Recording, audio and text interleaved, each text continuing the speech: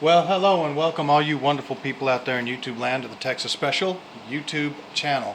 And for this final March 2025 N-Scale locomotive product review, we have this immaculate little Arnold EMD GP7 decorated for the Burlington Northern Railway. Now, I was able to pick this guy up for a steal off of eBay. I do not remember the specific seller, unfortunately, but pretty good deal.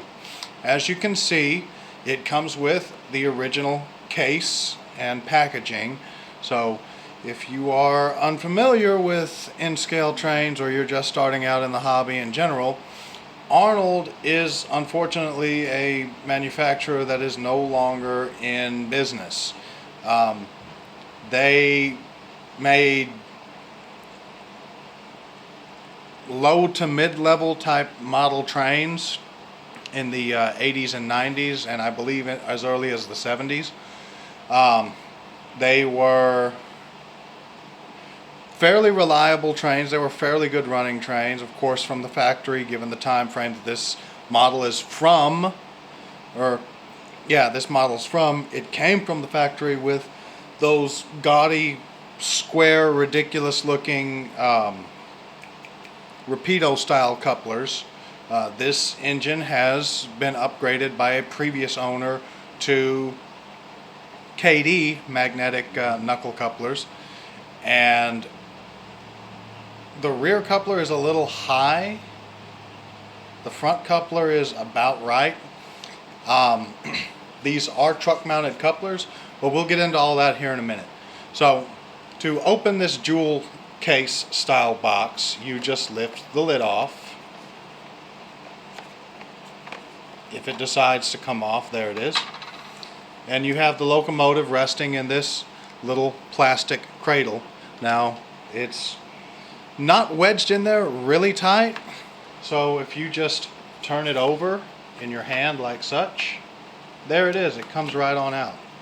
No fuss, no muss. Now, Arnold, I neglected to say, was a German manufacturer, so this is a German model.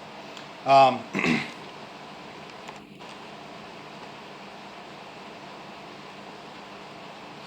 do have to say that I love how easily my camera is actually focusing on this thing. Normally it's a gigantic pain in the butt trying to do reviews on N-scale models because they are so small and my camera is not the best quality. But anyway, getting into it. So the first thing that I notice, and really the only negative about this model, is the dynamic brake blister. It's just kind of sitting on top of the body there. It's not really, like, there's some noticeable, you can see it there. It's almost like it was put on as an afterthought.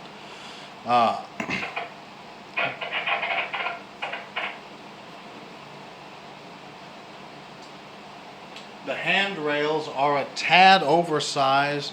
Well, they're really oversized and more than just a touch out of scale. But then again, you got to remember the time frame that this comes from. This is a locomotive that was made in the 90s. So, I mean, it is what it is. It's a smooth running engine. The handrails are, while oversized, they're very forgiving. They're a relatively flexible plastic, and they handle, they tolerate normal handling fairly well. The only other flaw I detect with this engine is the overly bright, shiny metal wheels. Now, I get the wheels have to be metal for the all-wheel electrical pickup, but, you know, even Lifelike chemically darkened the wheels on their locomotives from this time frame. So, I mean, there is that. All of the lettering on this engine is legible and very nicely done. The cab is kind of set in on both sides from the edge of the locomotive, which is another little ding in the negatives, but overall execution is good. You have the appropriate arrangement for the vents and the doors on the long hood and the hatches along the side of the walkway there. This is a DC model. The 1760 matches the 1760 on the conductor side of the locomotive, and this particular locomotive does not have any operable lights. They did come originally from the factory with lights, headlights and whatnot, directional lighting, but for whatever reason this engine does not have operable headlights, which is okay. You've got the fuel tank and the main reservoir air tanks here. You can see a good shot of the truck mounted knuckle couplers, and as you can see by the gears there, you have 8-wheel drive in addition to 8-wheel electrical pickup. Looking at the nose of the locomotive, while I rearrange my camera just a tad,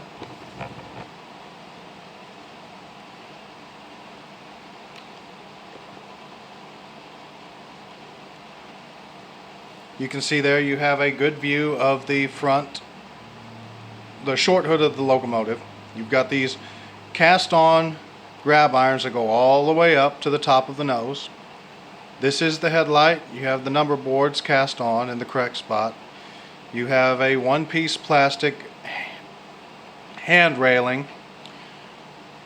You have the MU hose attachments here, and you have this nice wide gaping hole in the pilot to allow the engine to take tighter curves than it otherwise would be able to. You do have a door cast onto the conductor side of the front of the cab. Looking at the rear of the engine, you see roughly the same as you did on the short hood. You have the grab irons going all the way up. You have the one-piece hand railing. You have the MU hose connections, and of course the Katy magnetic knuckle coupler. Looking at the roof of this engine allows us to see several prototypically correct details. Give me 1 second. Kind of just prop that up there. Okay. So you have the correct arrangement of or exhaust stacks rather. You have a single fan on the dynamic brake grid. You have the cooling fans for the prime mover, and you have the fans above the turbocharger, which that is right here. Burlington Northern Railroad, the prototype, inherited several GP7s and GP9s from their two predecessor railroads. If you don't know the history there, in 1970 the Chicago, Burlington, and Quincy merged with the Northern Pacific to create the Burlington Northern. So in the very beginning, all the way up to the 80s and even into the early 90s, Burlington Northern had lots of these first generation Jeeps on the roster. Of course, by the time Burlington Northern came around, they were starting to phase them out of mainline over-the-road service. They were getting pushed more and more toward yard and local service, toward the lighter duty service, and getting pushed towards the secondary main lines and the industrial leads and branch lines, or lighter density traffic, not moving heavy haul freight at speed so much as when they were brand new. This engine has absolutely no issues handling the 11 3/4 inch radius Bachmann Easy Track loop that I have on the South Texas Railroad for my park train. So we will throw this guy on there with the standard park train consist and see how it, first off, how it handles the switches, and then we'll couple it up to a train and see how it does going around the loop.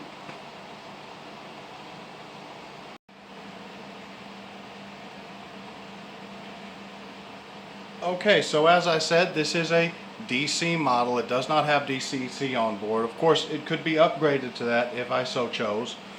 If you find one of these at a show, it can be upgraded to DCC. It would take a little bit of work, but it's doable. So we're going to turn the throttle and see just how slow this thing will creep along. So that is the slowest I can get this thing to go. It will run that slow in forward and a little bit faster in reverse. So let's take this guy up past the switch. Kind of jumpy throttle response.